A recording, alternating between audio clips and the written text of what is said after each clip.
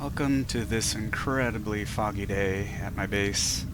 I'm standing on top of my power tree here to talk to you guys about trains. You see, I've set up a ton of trains, and I've come to the conclusion, it's quite sad, that every single one of my trains is broken. To show you what I'm talking about, let's turn off the fog here so we can actually see. And let's zoom in right over here. Yeah, there goes two engines without any freight cars.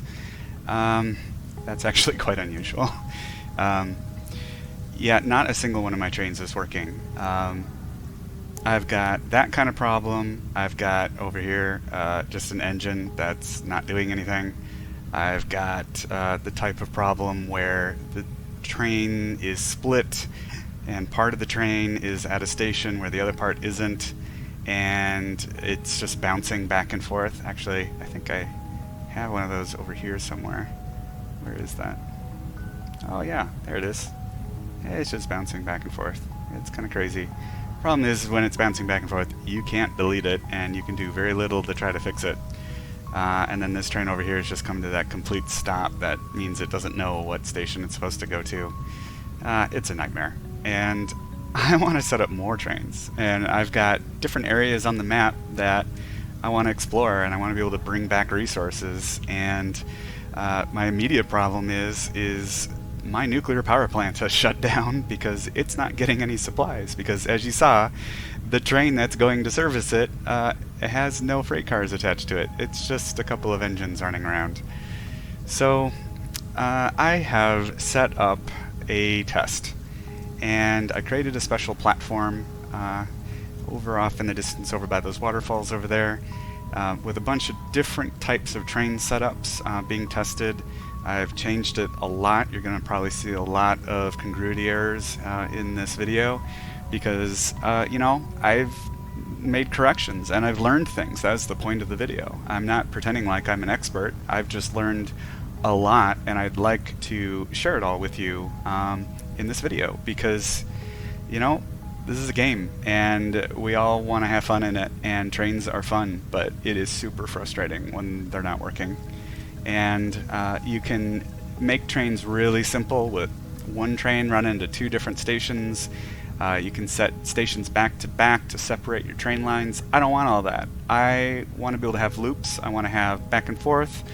I would like to be able to get in a train on one half of the map and zip through all the stations, seeing all my beautiful factories, all the way to the other side of the map without having to change trains. Or I hate doing that in my own city. Why would I want to do that in my game? I live here in Chicago. And yeah, asking me to transfer from a bus to a train or something like that, that's no fun. So anyway, let's get off of this platform and go see the test platform, and I'll show you what I've been working on. This is a map of my test platform. We're going to have to go through some high-level descriptions of how you set up different types of train systems for me to be able to demonstrate these to you. But let's kind of go over the basics here. So right here I've got a basic loop set up. Up over here I've got a push-pull or two-way train where the train can travel in both directions on the same track. Over here I have a demonstration of what not to do, where we've got multiple trains with multiple switches, and over here a switch where I'm going to show you how trains get split when there's multiple trains trying to go in different directions. And then a little preview over here is the hybrid, where I'm connecting a push-pull track to a circle track. And of course this whole thing is all connected. All the tracks, all the stations are connected, so you can actually run a taxi from any station to any other station. I will show you all of this. But first, let's go over some of the basics. On screen right now I'm showing a list of times where different segments will appear in this video.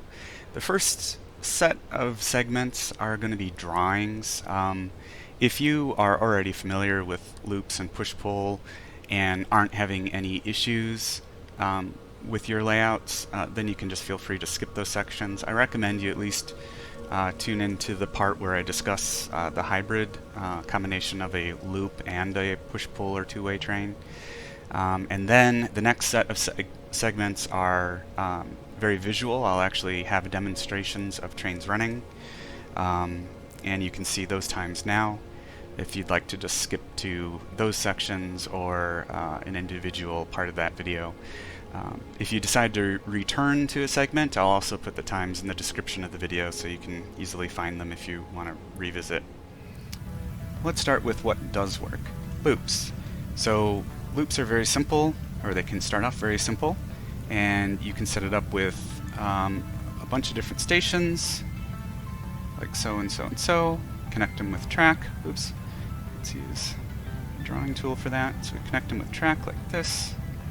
And your train can start at a station oriented to go clockwise, and can skip stations, go to another station that's also oriented clockwise, and then return to the beginning. You can also set up trains going in the opposite direction. Just note that in a loop, there is no way for your trains to actually change direction. So all trains, if they start off going clockwise, they will have to go clockwise all the time. Anytime there's a loop in your system, the trains will automatically utilize the loop, and they won't turn into a back and forth type train. So you can have multiple trains. It's very simple to set up, but the con to this type of method is that you have a long path every time. So even if you have two stations that are right next to each other, and you've got a train that wants to go from station A here to station B, there's no way for it to quickly go back to A. It has to go through the complete loop. So now you'll have a lot of trains running the full length of the loop that you set up. You can also set up loops that really just have a cosmetic difference. So again, you can set up a bunch of different stations, and I'm going to put a little more distance between these two just so we can kind of see the difference. And we can connect our stations with track. Again, either all in the same orientation or in opposing orientation. The only difference is when you set up your return track, instead of it literally being in a giant loop across your map, you keep the return track very close to the original track, and that essentially gives you a double track. So you'll have what looks like two tracks right next to each other, where one is actually going in one direction and the other is going in the opposite direction. But the same principle applies. It's actually technically just a loop. So if I complete the track like this and we put all of these stations in the same orientation, again, you can mix them up as long as you've got separate trains, because trains can't turn around in a loop. You can change the aesthetics of what the loop looks like. So we would have, in this example, this bottom track would be the one that's going to the left, and the top track is the one that's going to the right. Again though, even if your train's going from A to B, it can get to B in a very short period of time, but then has to do the complete loop in order to get back. The next kind of loop is a loop that actually has turnarounds, and turnarounds are going to be at the ends of the single line of track that you've laid. So in this case, there's no secondary track that brings the train back to the first station. So just to give orientation, I'm going to give these names A, B, and C, and let's put some arrows in here too. So we've got a train that runs from A to B to C, and instead of running a track that goes all the way back down to A, we're going to reuse this section of track. That will cause your trains to look kind of funny because they will clip through each other going backwards across the track, but it's very functional. And what you have to do is add a turnaround at the end, such as this, and a turnaround over on the other side, such as this, so that a train at C, or any of the other stations trying to go in that direction, can go into this loop, turn around, change directions, go the other way, go back to this loop, turn all the way around, and come back the first way again. This generally works, but you can run into issues where all of a sudden your trains get completely stopped. And the reason for that is a train can get into one of these loops, get turned around, but then think that it's supposed to be going to a station heading in this direction, and doesn't realize that it needs to go all the way to the end and go through the loop again. And your trains can come to a complete stop. If you set up your train stations this way and start to notice a problem, then I recommend this quick fix. So I'm going to draw 4 stations this time, like so. And we're going to connect the inner 2 with our line. I don't know why that didn't work. There we go. And now for these outer ones, we're going to start the loop over here. So the track's going to come out, it's going to split, go around to this station over here, and come back. And then this stays the same, and then we do the same trick over here. We run to this station, we come back out of this station, we do our loop, and we come back in.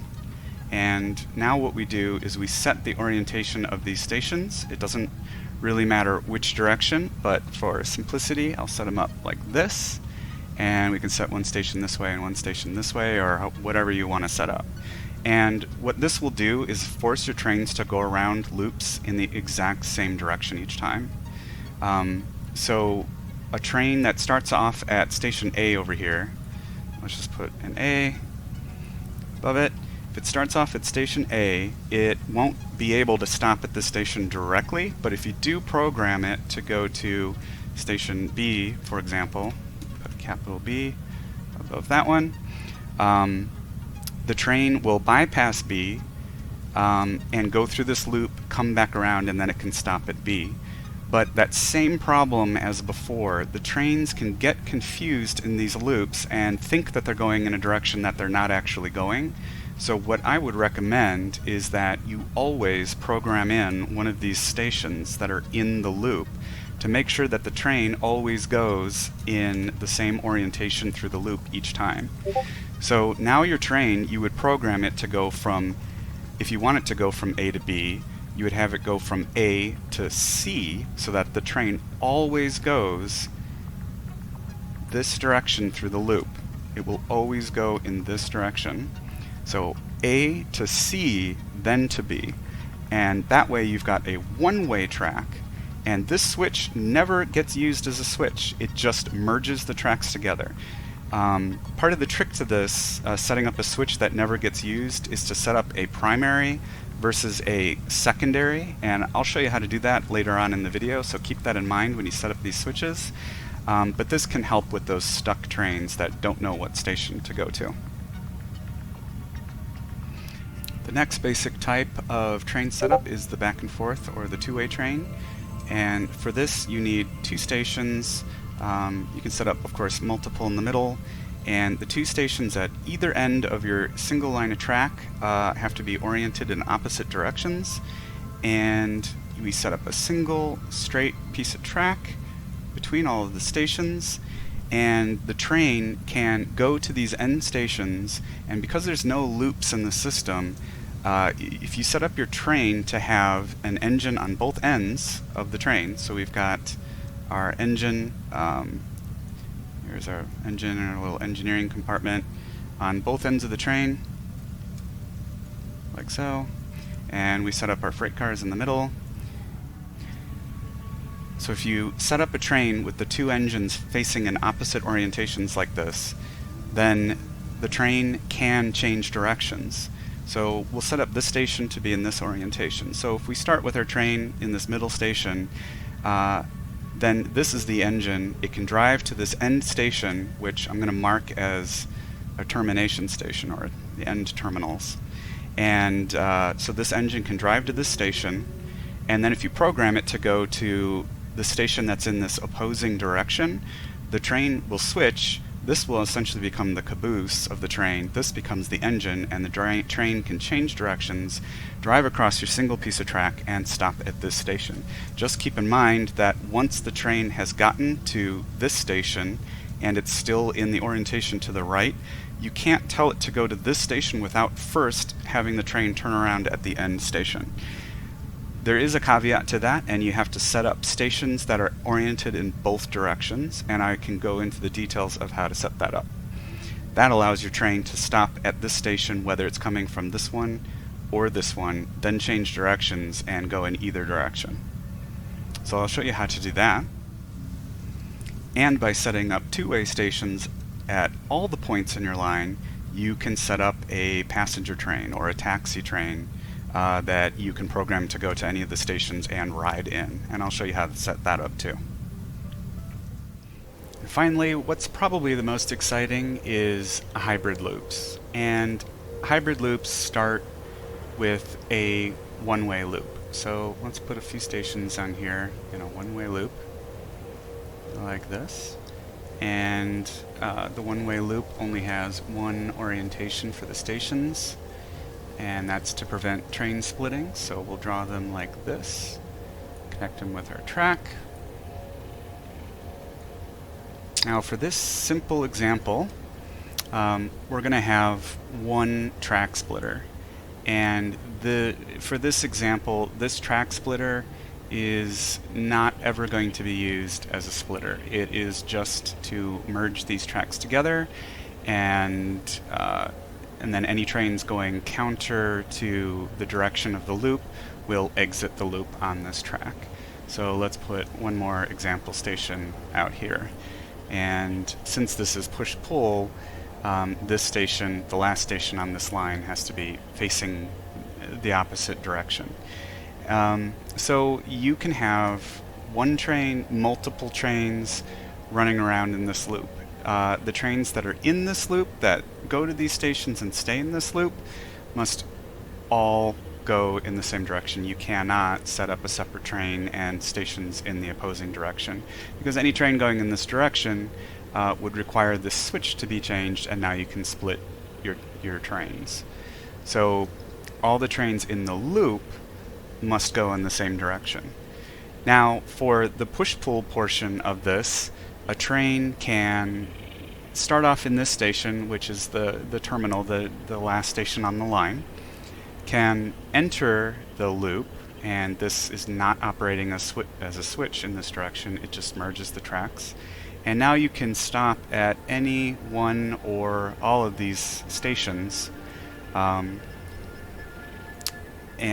terminate, and then tell the train to go back outside of the loop. The train will change orientation. Once it does, it can't stop at any of the stations, and use this switch in its permanent fixed orientation, which is to exit the loop, to go to this end station. Now you can even have multiple trains from the push-pull train line, the two-way train line, coming into and out of this loop, and they can go to different stations if you wish. So for one of the trains, this could be the termination station, and for another train, this could be the termination station. The point would be is when the trains back out, they all have to exit the loop over here. What we don't want is to orient any of the stations in a direction so that they, try to go down this path. But basically speaking, since this is a fixed switch, any number of trains can enter or exit this loop and return outside of the loop without affecting the trains on the loop. And since this switch never changes, it can't split any of your trains. So as kind of a visual here, the trains that are in the loop never use the switch, they just coast over it in the merge. And then the trains that are outside of the loop coming in don't use the switch, they just merge. And then once the train gets to its termination station and then reverses direction, it'll also only go in this one direction. We will never have one of the trains go in this direction, because if we did, this acts as a switch, and then if you have multiple trains entering and exiting, they'll get split. So as I mentioned, that was the simple way of doing it. And if you want to have multiple trains, I would highly recommend only having the one switch. However, in theory, there's another way to do this, and let's mark this as appropriate. That's better. I'm going to just try to touch on this very briefly and probably save the vast majority of this for another video, because this video is going to be very, very long. But the gist of it is you can have a loop set up, and again, it has to be all oriented in the same direction, a unidirectional loop.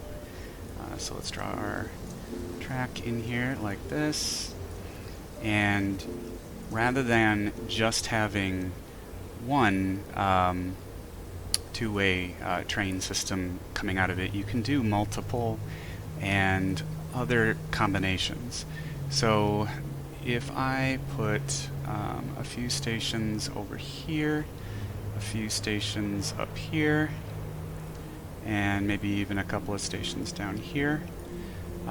Let's see, I need the splitter to be in that orientation, and then in this orientation, and not this way, but this way over here. Okay, and of course the final station in each of these two ways has to be pointing away from the opposite direction of the other stations. And for example, a two-way train system that comes in over here, the station over here is pointed to the left, so this station has to be pointed to the right. So if this train came from this terminal, this end station, joined into this loop, and it can stop at really any of these stations it wants. So let's see if we can figure out a good example here. If we have it terminate at this station, then just like in the other example, when it goes to back out, you tell it to go to either of these stations. It will back out of the loop, come back out the same way through this, what is right now at least a static switch, and exit to its station. Now if you've got multiple other lines like this, and we set this station as a termination station, and we send one single train to this station, only one though, because we're going to actually be utilizing these switches. And as you know, when we utilize a switch, if you send two trains over it, you could split your train. So to differentiate these two examples, let's start using the color red here. So your one train line goes from this termination point, and then exits the loop and goes to this termination point. So that is one train line. Then you have another train that comes from one of these two stations, for example, in its termination station, and wants to go to this one. So that train can enter the loop through a merge, bypass this station, go through another merge, and then terminate at this station. And you could technically utilize this switch and have this train then decide whether it wants to go back out to the original two-way or utilize this switch and go down a different path. Now, why would this actually work? Well, again, if we only allow one train to do this path, one train to decide through this switch which way to go, then we're okay. We're not going to split any trains. All of our trains that are running through the loop are not using this as a switch, they're just merging. So the trains going in this direction don't care that this is a switch. They'll never be affected by it.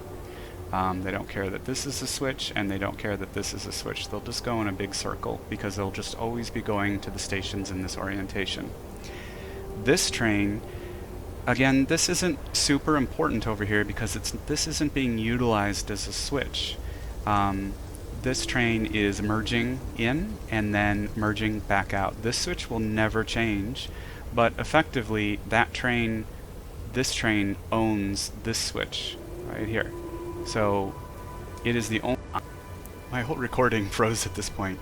I think I was going to say it is the only direction that train line can go, and since there's only one train line that can use that switch, you can have multiple trains running on that train line, and it won't affect either the trains in the loop or each other. But in this example, when we're actually using a switch as a switch, and it could go in either direction, either towards this loop or towards this loop, we only want one train ever going through this switch. So you can have 10 trains over here staying in the two-way push-pull area of this loop. You can have lots of multiple trains over there. You can have multiple trains over here. And as I said, you can have multiple trains running on this route. You can even have multiple trains on the loop, but you can only have one going into the loop, crossing through this fixed switch, which really doesn't matter, crossing through this actually used as a switch over here switch, terminating at the station, and then making a decision as to which way it wants to go. That we can only have one train for. Okay, enough of that. I've taken the super advanced warning off of the screen. Just wanted to let you know that that sort of thing was possible, and that the example that I showed, which was, fairly simplistic, was not the limit of what you could do with this. But again, this is all in theory. I haven't tested anything beyond the one branch coming off of the one-way loop to a two-way track. So anything additional on this, I'll put in another video. Maybe I'll get some testing in, or maybe I'll just blindly set it up in my factory and then let you know how it turns out. You might be saying to yourself, what the heck was that? That looks really, really complicated. Well, as soon as you start having trains fail, you'll understand. And yeah, you can set up very, very simple solutions where you've got, basically two stations attached with a line. And if you ever want goods to go from this line of trains to another line of trains, you put two stations next to each other, bim bam boom, you just set up a bunch of conveyor belts connecting the two stations, and now you've got, well, two different train lines, and you're not going to have any problems. That is one way to solve the problem. But what happens if you're at station A and you want to travel over to station C over here? Well, now you actually have to take a train from A to B, then from this other B station over to C. And that's not what I want.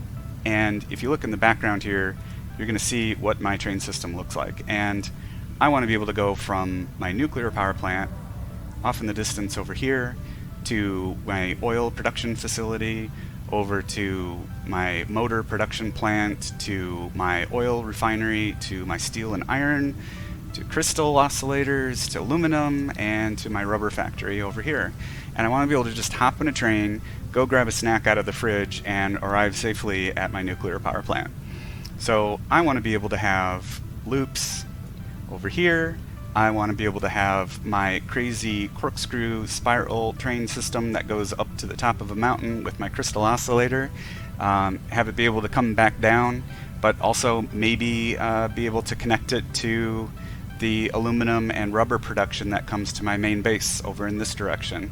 And as you can see, I've actually got these lines connected right over here right now, but it causes me a whole lot of headache. And over here, I've got very small stations crammed into very small spaces, and it would be nice to be able to access these stations coming from either direction. But if I can't, at least be able to get my trains in a loop of some sort over here and still be able to connect to the rest of the rail network. And yeah, it's possible, and you can see in some places over here I've started to make like secondary lines. I can continue those, which aesthetically would help my trains not overlap one another. But that still doesn't solve the issue of I want to be able to have trains going in circles in these areas, being able to go to multiple stations and bring in resources, and again have my taxi train that can take me from any station on the map to another one. And I'll go into the details of how you can configure all these different types of train stations together using that hybrid method. And here's the actual test platform. I've got the push-pull stations over here on the right. I've got my little taxi depot over here in the corner at the end of the line over here. I've got the loop. It's got the hybrid switch on it with a station that allows a train to go in the push-pull configuration in and out of the loop. Over here I've got the stuck trains that don't know what station to go to. And the whole thing is actually connected with a bunch of switches that allow that taxi over in the depot to go to any of the stations anywhere on the track system. Ignore the broken trucks over here. That's an experiment for hopefully another video if I can actually figure out what goes wrong with these trucks. So for now, let's get started. Okay, the first example, the loop. So you've got two stations and a single loop of track. Try to ignore those stations that I've got off in the background over there. We'll get to those in a bit. But you can see this is a pretty long train with 5 freight cars and 2 engines. And I just have the 2 engines on there because some people will use 2 engines both facing in the same direction in order to help them go up steep hills. Sometimes your train, you can build track. It'll allow you to build track at a certain steepness. But then if that length of track goes on too long, the train just slows down until it can't make it up a hill. So one of the tricks is putting 2 engines on it. So I've got this train. I've got the 2 stations. You can see the arrows. This one is clockwise.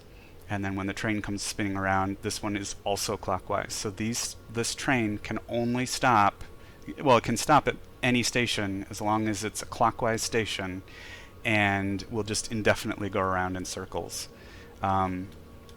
So let me show you what that programming looks like. So we've got station 34 followed by station 35, and it'll automatically go in a loop. So I've actually disconnected power on this train, so let's add power and watch it go around in circles.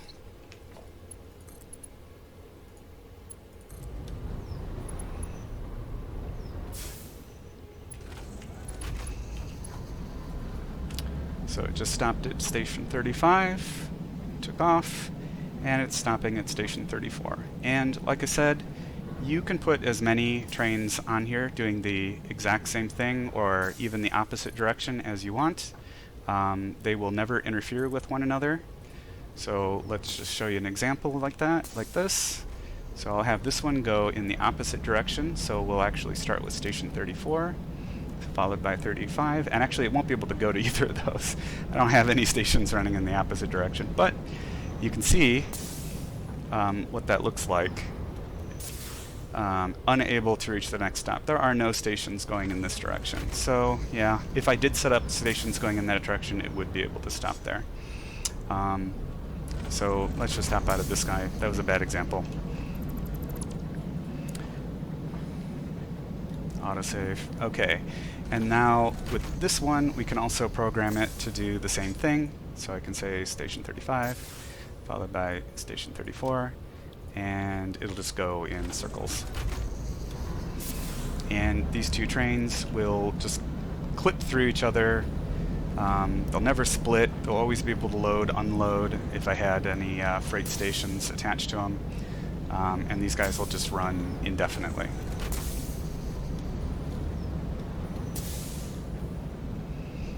Okay, so let's simplify this a little bit. And let me take this engine. And once it comes to a complete stop, I'll just get rid of them. And we'll leave this example and come over to a back and forth method train. Okay, so for this example, I've got station 30 over here. So let's rename that to, so this is back. And then we'll name the other one 4th when we walk over there. And so this train has an engine that is pointed towards the back here, and you can see these that's the little round things are its engine, so it always wants to go in the direction of the headlights over here. So he's currently parked at back, and we've got these 2 freight cars here, and then the caboose. And the caboose is facing station 26. So let's rename station 26. So now we've got back and forth. Okay, now I didn't name this train, so I don't know how to find it in the schedule, so we'll have to go and run over to it. But it's currently parked at back. So you can see that I've got my freight platforms over here lined up with this station. So That's a termination point because the station is faced outwards. I mean, I can just delete this track right here. It has nothing to do with this test. So this train is at the end of the line over here, and you can see the sign is on the outside, the arrows are on the outside, just like in the drawing that I drew. And then the station on the other side is at the far side of that station, and its arrows are pointing away from us. So now if I hop into this engine, which currently has no power, we'll have to plug this station in too.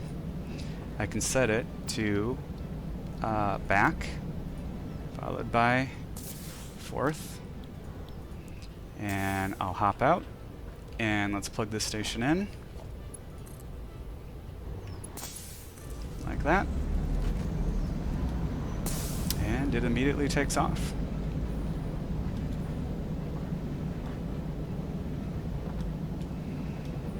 So right now this is the engine of the train. It's driving us up to this fourth station. I've got 2 freight cars on here, and depending on how these freight stations are set up, they will activate.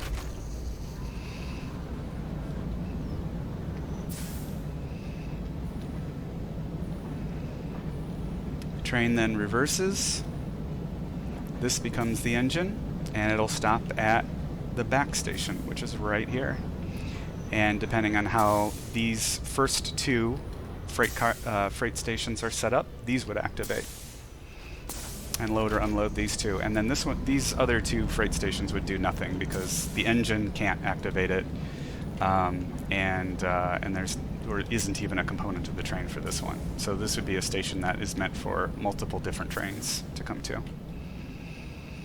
So that's the basics of back and forth. And now you can add stations in between. So let's set one of those up. Let me delete this, and as soon as my vision comes back, there we go. Let's put a little piece of track over here. And, well, let's see. It's probably safer to put the station so we know the track can be this length. So let's line a station up with this over here. So we'll put a train station in, and I'll line it up this way. Why not? We got to make sure our track is aligned. So it has to be centered here, but then we also have to not be in the way. So this is always tricky. Come on. It'll freeze from an autosave. There's my green line. I know I'm centered. So I've got a station that is heading in this direction. Let's connect these 2 stations with track. And let's connect this station to that station with track. Okay. So now this train needs to be reprogrammed. So let's take a look at it.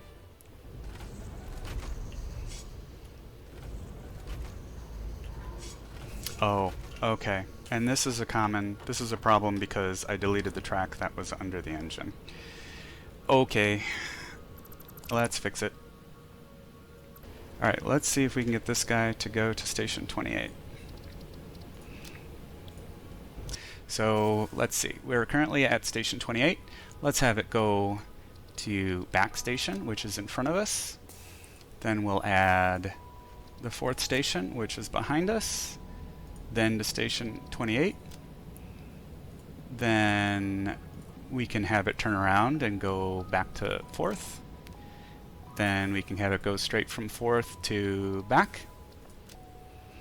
And then from back to 4th again. I'll exit out of this, and let's watch it go. Let's see, where would be a good vantage point? Let's go up here.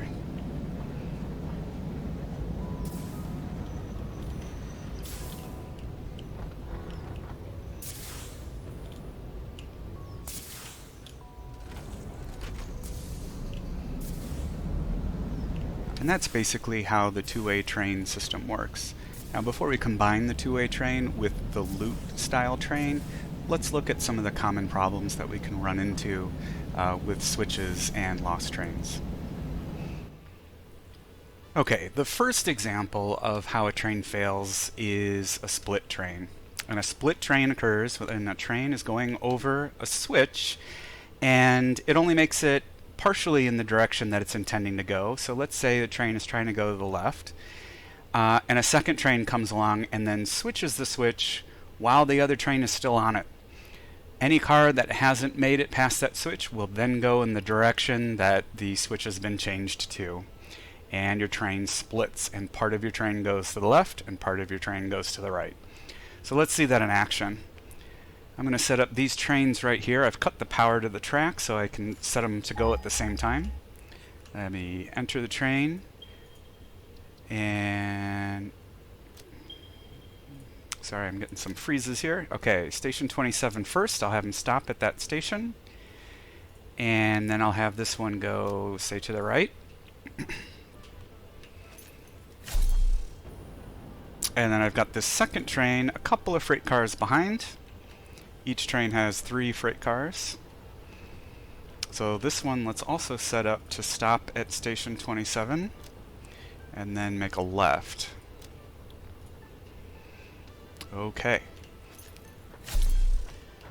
Let's see if these trains split.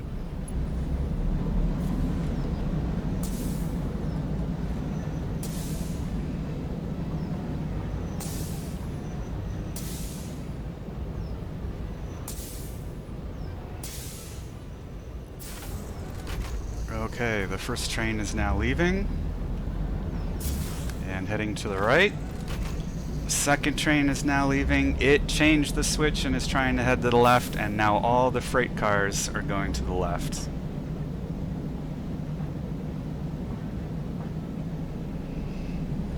And that is the train split.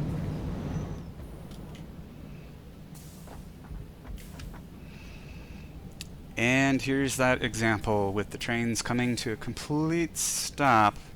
Now, they're not split. They both had an engine and a caboose, and they're both still there. This test run consists of the red 1 station over here, red 2, which I'm standing on, red 3, where they're both stuck, and way off in the distance, that is red 4.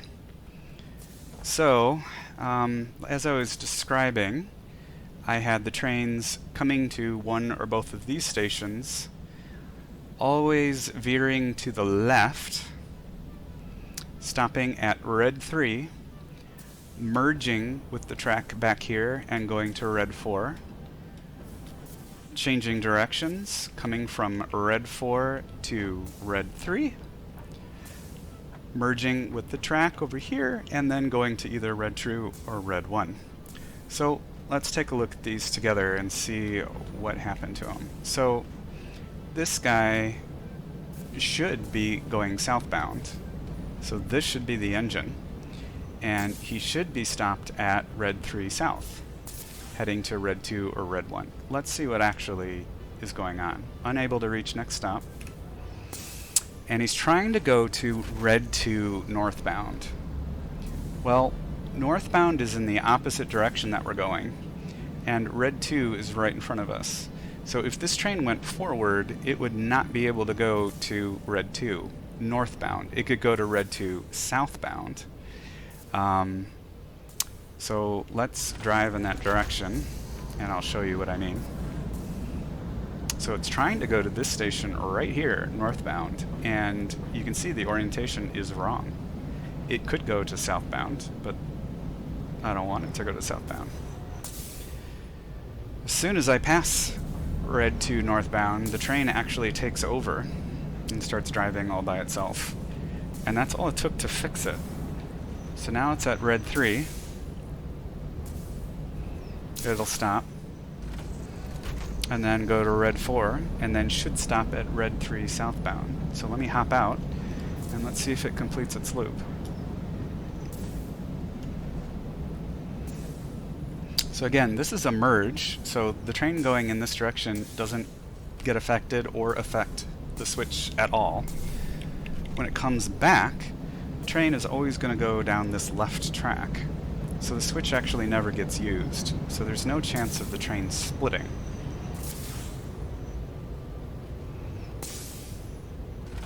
So the train is operating completely normally.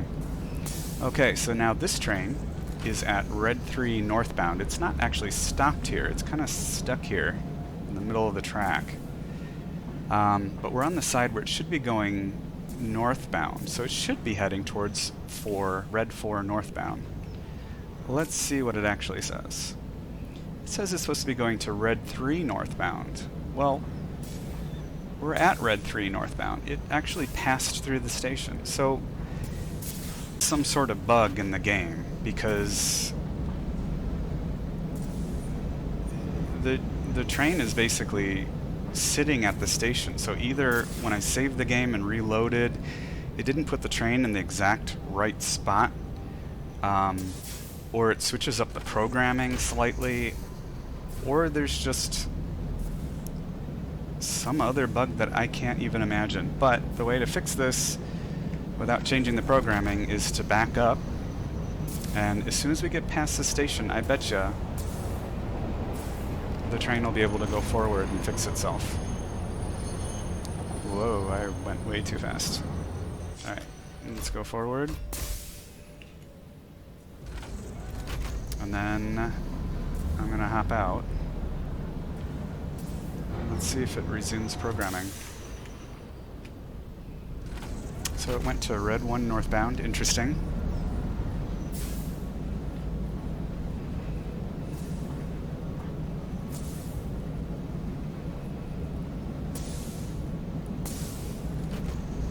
It should stop at Red 3 northbound.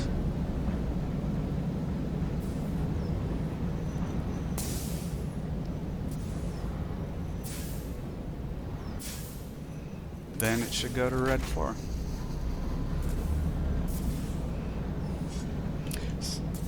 So, like I said, this kind of layout, it works, but there's some sort of bug in it. So you can see the trains can pass right over each other. This can go on for dozens of hours and it's fine.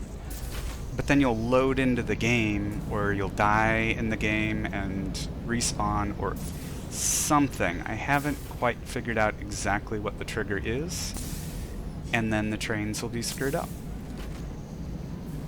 And they'll just come to a complete stop. So I don't recommend this. If you're going to do something like this, have it a complete loop with only one of these kind of termination junctions at either end. If you do two, you could run into trouble. Okay, to demonstrate connecting the back and forth train with a loop, we'll go back to the loop demonstration over here. I'm going to make this train a little smaller, just because it's a little... Oops, I waited a little too long. It's a little just crazy. I mean, we can leave it this long, it doesn't make any difference. It's just going in a circle. Let's see, as soon as this one stops at this station, let's see if we can delete this car, which will decouple this one. No, no, stop. Stop. Stop. Golden. Alright. And that one. Okay, so now the train's a little shorter. Are you still happy, train? Or did I just break you? I think I just broke it. Interesting. Okay, fixed. Alright, so that's the loop portion of this.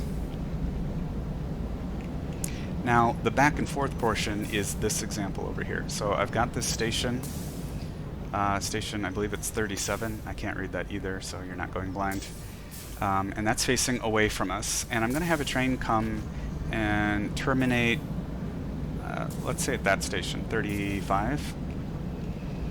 And so you can have as many stations in a giant loop as you want, and you can have as many trains, including our crazy examples we went through with the back and forth trains. You can have as much of that going on as you want attached to this line, and they can intersect and the trains won't get screwed up. Now let me show you how to do that, because there is a little bit of a trick to it. So we'll let this train pass over here, and as soon as he goes to station 34 or close to it, I'm going to unplug it so it comes to a stop. And I think that's this power cord right here. Alright, he should come to a stop. Just to make sure it doesn't roll over the piece of track I want to work on, let's go hit his brakes. There we go. Perfect. Okay, so I'm going to put a splitter right here. And I'm going to split over to that piece of track. But we have to explain how splitters work. So if I take a piece of... Oops, that's the wrong button. If I take a piece of track, connect it here, and just run it in that direction, we will get a switch over here to the left. And the way switches work, obviously they tilt back and forth. When the arrow is pointing up and to the right, that's primary. It doesn't mean the train will go to the right if it's going in this direction. That's primary. Primary is the first piece of track that was attached. The first piece of track that was attached was this loop. So primary means that if we have an engine, it will go that direction. Then if it points to the left, that's secondary. And secondary is the new piece of track we just added. So let's demonstrate that. Let me take a, let's stop this train. Let's just completely delete its programming. There's no need for it to go in circles. Okay. And let's add a new engine over here. Okay. And let's connect the power to this track. Ooh, the train actually came to life. That was kind of exciting. Okay, so it's currently set to secondary. So you'll see that we'll actually veer to the right, which is actually the opposite direction that that arrow is pointing. Alright, now let's back up. And bring them to a stop. Let me back up just a little more. Okay, let's hop out. And let's hit the switch. And you can actually hit it on this side too, but then you can't, at home wouldn't be able to see the arrow changing. So now it's pointing up and to the right, which is primary, and primary is the loop. So I should actually head right towards station 34. So let's get in the engine. And we head towards the station 34. Now, that's not what we want for this example, because like I said, trains going in the other direction don't care about that switch at all. They will never switch it. They don't affect it. So what we do care about is the trains going in this direction, the counterclockwise direction, because these trains would have a choice of either going to the left or to the right, but we never want it to go to the left. And the reason, like I explained before, is that this is a clockwise loop. None of the stations face in the other direction, and this method only works if you have a single direction loop. So this one's clockwise, so we would never run a train in this direction. So we don't want this to be the primary path. We want this to be the primary path. So what I'm going to do is delete, the new piece of track. That automatically deletes this switch. And then we'll delete this piece of track. Now, let me show you a problem that you can run into that also demonstrates primary versus secondary. If I put this piece of track in and then put a secondary split, so right now the switch is set for secondary, if I go in here and delete the primary and not the secondary, sometimes that switch will stay there, like it gets bugged. You can just delete the switch if that ever happens, but if that happens, you have to delete both legs of the switch. It will never work again. This is not part of the switch. This is like the butt end of the switch, and it has it won't be affected by it. It's just a piece of track. So we want the primary to be the path that goes to the back and forth. So let's put that piece of track in first. So that's now our primary path. So any train going in this direction will by default want to take the primary path, unless, you know, its schedule makes it try to trigger switches, which trains going in this direction will never be able to do because none of the stations are in that orientation. So let's add the secondary path, which completes the loop. So now this arrow is backwards from how it was before. So now up and to the right actually indeed means to the right, because that's now the primary path, and in the other direction would be the secondary path. We're going to leave it in the primary path. We never want it to be in the secondary path, and that switch from now on will never get used. It will always be in that position. So let's set up the trains. I don't want to be in this engine. Let's just delete this engine. Okay. And to start, let's just demonstrate this train is still functional. So I'll hop in, we'll drive forward, and you notice that that switch is still in that primary position. So the primary position says that trains would go off and to the right. I kind of wish I demonstrated that before I broke that engine. And as you can see, as I drive over it, it doesn't switch. It's still in the primary position. So if I then back up the train right now, it's going to go down the primary path, which is the back and forth track. There we go. But we don't want to do that right now. This is our loop train with the two engines pointing in one direction. So let's bring it back on the path, and let's pass by station 35 here, and I'll program it. So we want it to go station 34 and then station 35. So let's put in 34.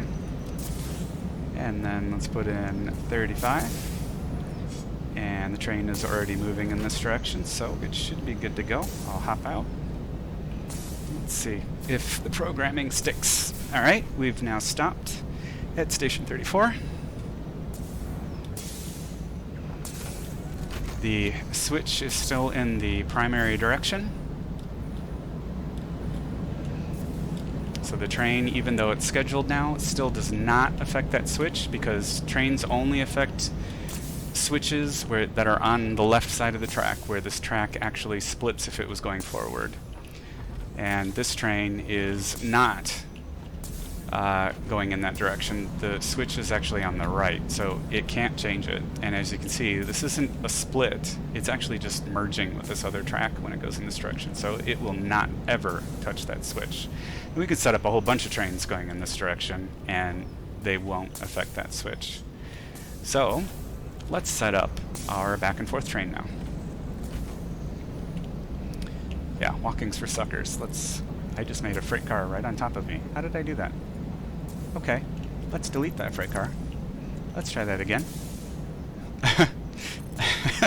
Okay, so now we've got an engine. Let's program the engine to go to station 27. So we'll set up the schedule, 27.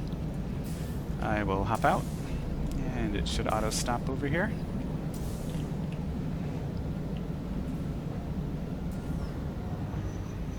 Okay.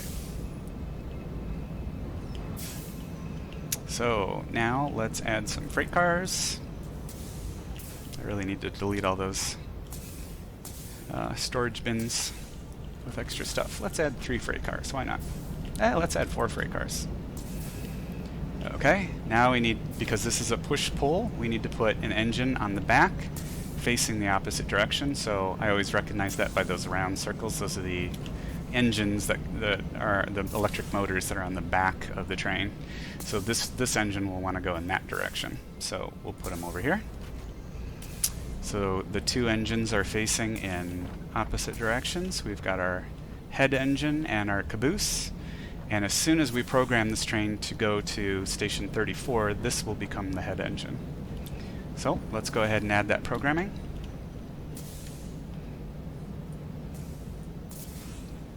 Station 34.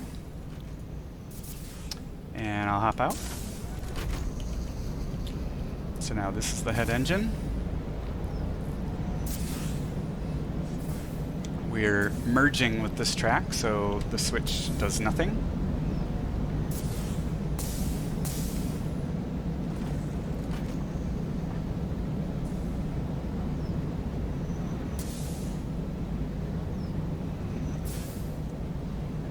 I mean, I could have had it stop at either of these stations. I mean, the train could technically just stop right on that switch and it doesn't matter. In fact, maybe in the introduction to this video, I even demonstrated that happening. It makes no difference. So that train is that's just merging right now, and now the back and forth train, reverse directions. So we're going to skip through this station, and you should see the caboose going to the right. So it's not only heading towards the station it's programmed to, it's also going down the primary path. There is no way that switch will ever change. It is always going to point down to up and to the right, which is the primary path, which is the back and forth train.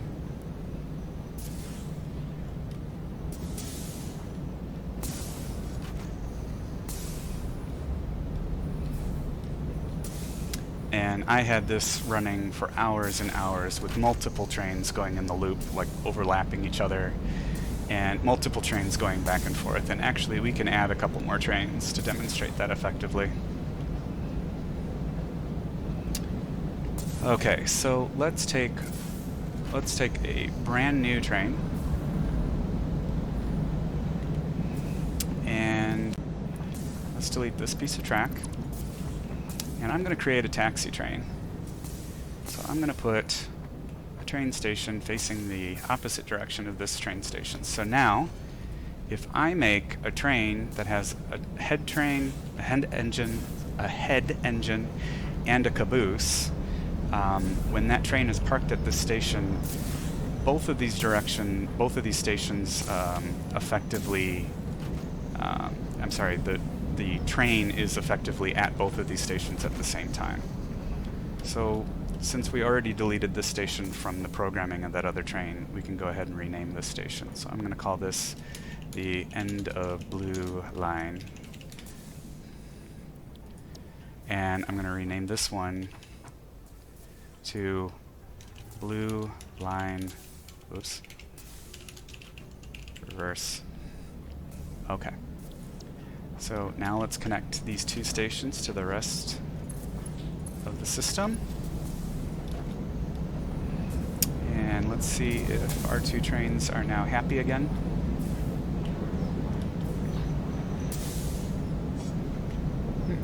This train seems to be happy. Hey, look at that. It just like fixed itself. That's very cool. Alright. So we'll just leave those two running. I mean, it'd probably be a good idea to stop them to aid in clarity. But yeah, it's more fun with everything running like this. Okay, so let's set up our taxi train. So I'm going to put the two engines back and forth. I can't afford it. Uh-oh. Better pick up some of these supply things that are laying all over the track. Actually, it is pretty complicated having this train go back and forth. I'd kind of like to clear it out. 1 second, I'll be right back. Okay, that train is taken care of. I never thought I'd say this, but yeah, that was too many trains. Okay, so let's add the engine that is going in the opposite direction. Let's set the programming to end of blue line, followed by blue line reverse. And let's see what the train does. Okay, so you'll notice the train isn't moving. Now let's check what the train is actually doing. So here's our blue line train, and you can see it's actually going back and forth between these two stations rapidly. So for the time being, we want it in the reverse position. So I'm going to change the programming. And he is now in the reverse position, which means that this is the engine because it stopped at the reverse station. Okay, now let's pick a stop. Let's see if we can remember what the name of the station is at the end of this line. So I'm going to jump in my caboose engine. Wrong button. Gotta jump in the caboose engine, then go to the schedule. And let's change that to our source of stuff station, which is at the end of this line. So now, while sitting inside the caboose, safely, we will jump to this other station. If you want more details about how to do this and why this works and what the advantages of this are, watch my other video about the self-driving, the automatic driving passenger trains.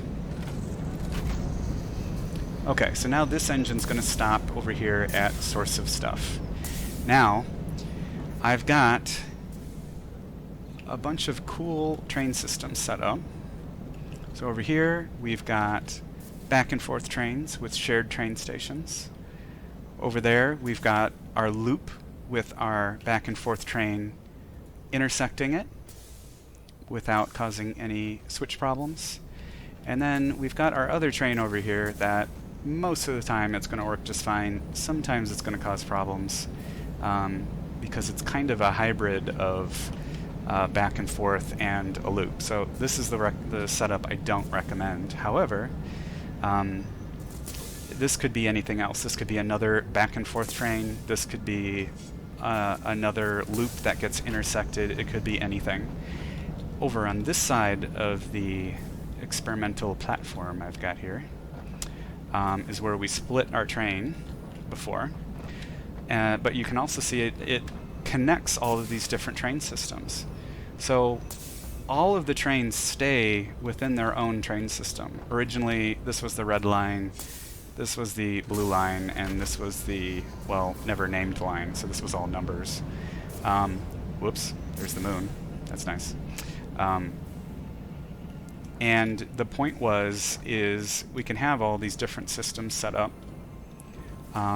independently of one another. But we also can have a single train, and I don't recommend more than one, that can travel between them. And the difference is that there is a splitter here.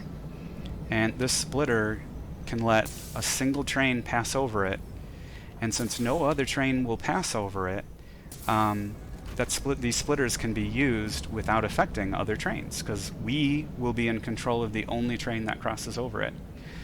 You can also program a freight train to cross this boundary as long as it's the only one, but that kind of takes the fun out of it. I want to be able to ride in my trains.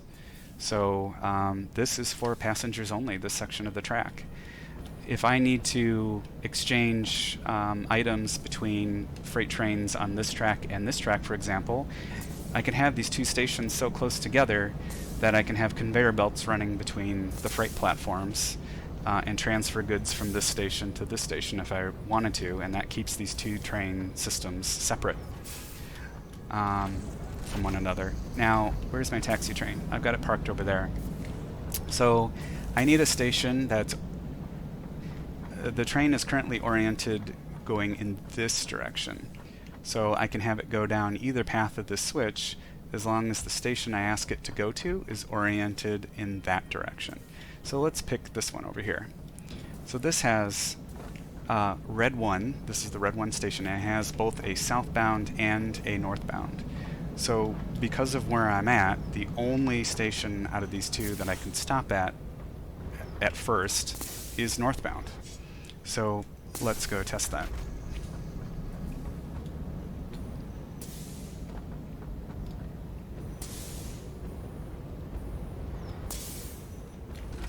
Alright, we gotta let this freight train get out of the way. 1 second. No! Okay.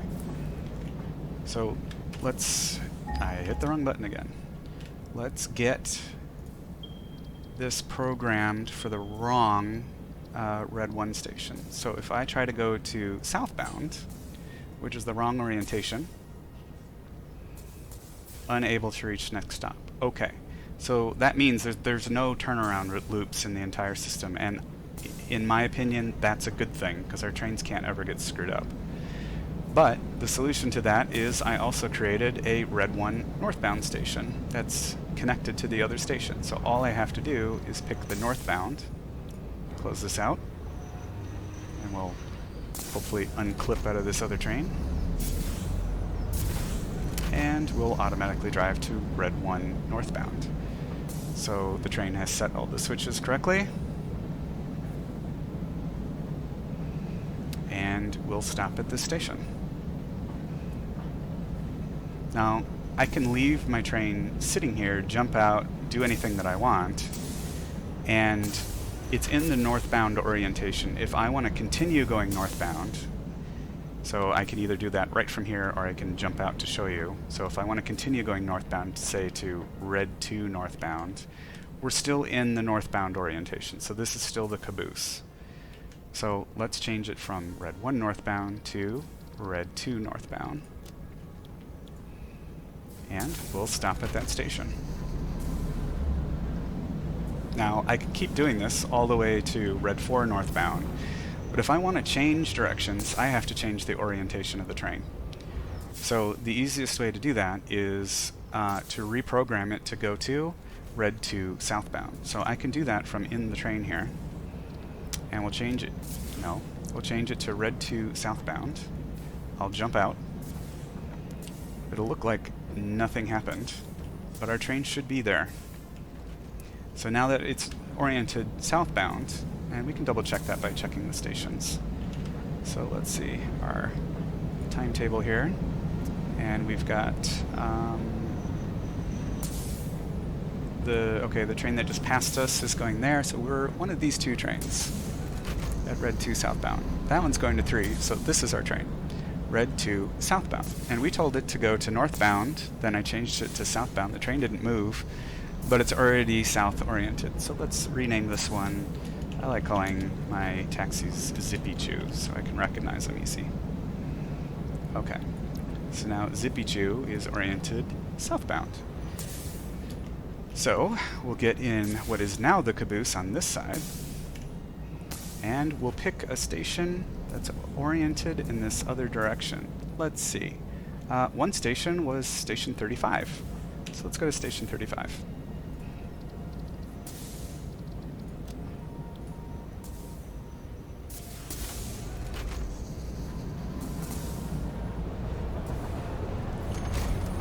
So we're going to hang a right at this junction. We're going through the push-pull that intersects with the unidirectional loop. But because we're taking the exact same path as the only other train that actually uses the switch, we will not change the switch. The switch will still be in the primary position. Going in this way, we don't use the switch because we're just merging. We stop at station 35. Now, I cannot be in the train going in that direction because I have no way to reverse the direction of the train from here. So I'm going to wait until that goes away. I'm going to program it to go to, let's go back to station 1 northbound. But in order for it to go there, I'm going to have to hop out. Okay, we'll hang a right. I wish I timed that with that other train crossing over that, but trust me, it won't affect it. And the taxi train will go all the way to red 1 northbound.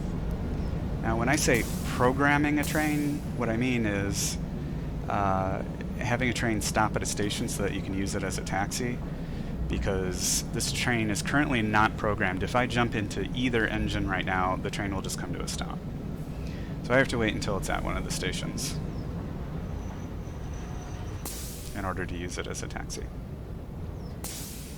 And just to prove, let's go continue going north. Nope, wrong button.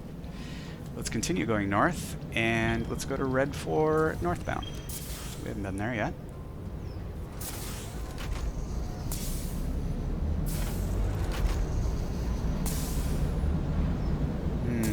Which way is my engine gonna go? Okay, we went to the left. That's actually the right way, but my train's kind of angry. But it decided, you know what? I can still go this way. What I should have done is forced it to go to red 3 northbound. All the trains are okay though. I didn't break anything.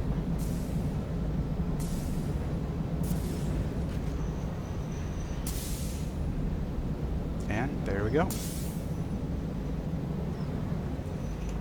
So, do I keep hitting that scan button somehow?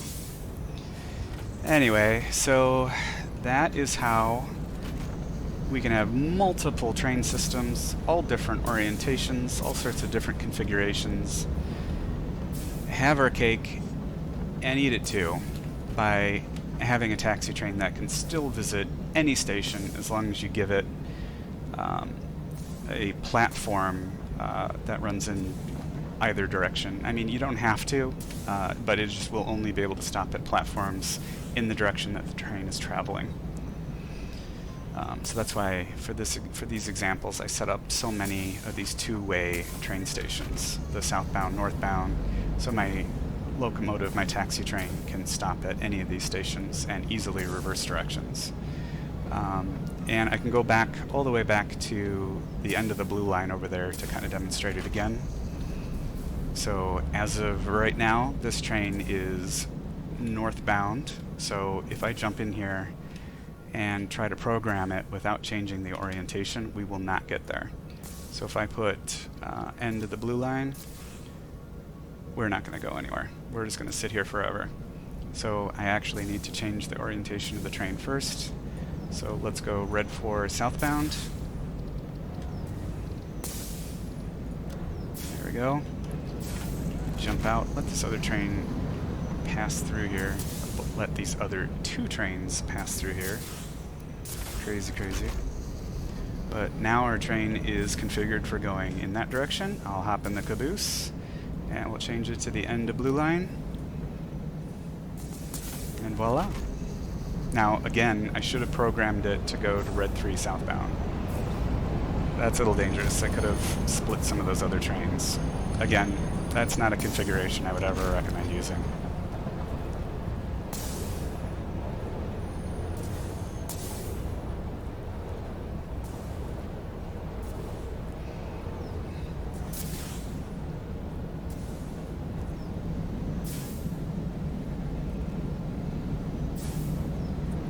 Doing a pretty dramatic slowdown here. And actually, here's a little trick. So it's already set to go to end of blue line. I can already reprogram it to reverse before I even hop out of this train. I can even hop out right now. It'll go all the way to the end of blue line and then automatically reverse. So now this train is ready to go. All I have to do is hop in the caboose, enter the caboose, change the schedule, and set it to any station that is in that orientation. And there we go. So I hope you liked what I've shown you in this video. I've really enjoyed putting all these demonstrations together, running all these test case scenarios, because I want to fix my trains too, and I didn't want them to be boring. I didn't want to set up a whole bunch of separate train tracks, or loops that only went in one direction, or no way to travel between the different tracks, or to only have one train running on each set of track. That just wasn't fun to me. I wanted to be able to do everything all at once, and I think that these things have been proven, again, with the exception of this configuration. Don't do this. But the back and forth intersecting the unidirectional loop, and the back and forth trains that intersect each other, even share stations, and then the separate switches and track specifically for your passenger train, which, by the way, your taxi train, you can add cargo to it. You can automate it and then just take it over when you want to use it as a taxi train. Just be aware that if you put a cargo, a freight car on it, that is, that anytime you stop at a station that has a freight platform, you will load or unload from it.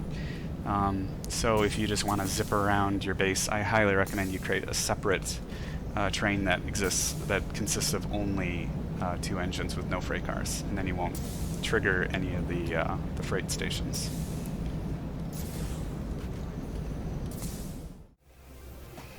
Well, everybody, I hope you enjoyed this video as much as I enjoyed putting it together.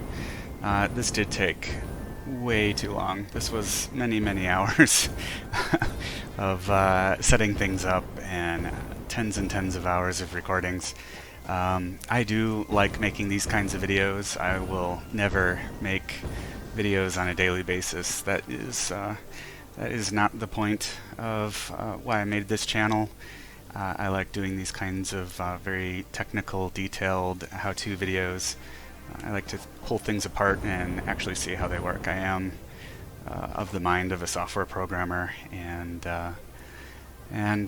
I hope that you actually enjoyed these videos. I know that it was very long, and if you made it this far, you know, congratulations. Oh my goodness. Okay, yeah, those are still broken. So my plans for my next video will be actually implementing everything that we've learned from all these testing scenarios, and I hope to set up a very fun, complicated train system, and I hope you'll join me for that video. So yeah, of course, if you like it, subscribe and thumbs up, because my videos won't come out very often, and it would be great if you got a notification when I send a new one out. And otherwise, I'll see you out in the forums, and have fun with trains. Alright, so let's get off of this power tree here and go check out the test platform and see what I've been up to. Oh my god. Mistakes have been made. Holy cow. Wow. I don't even know what's happening. Okay, there we go. Holy cow. Alright, let's not do that again. So the next example, let's clear the screen again. Okay, I rotated it. That's not what I intended to do.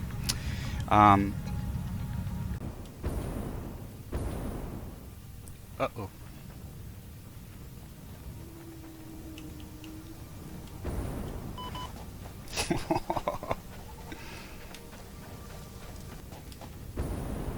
Sweet.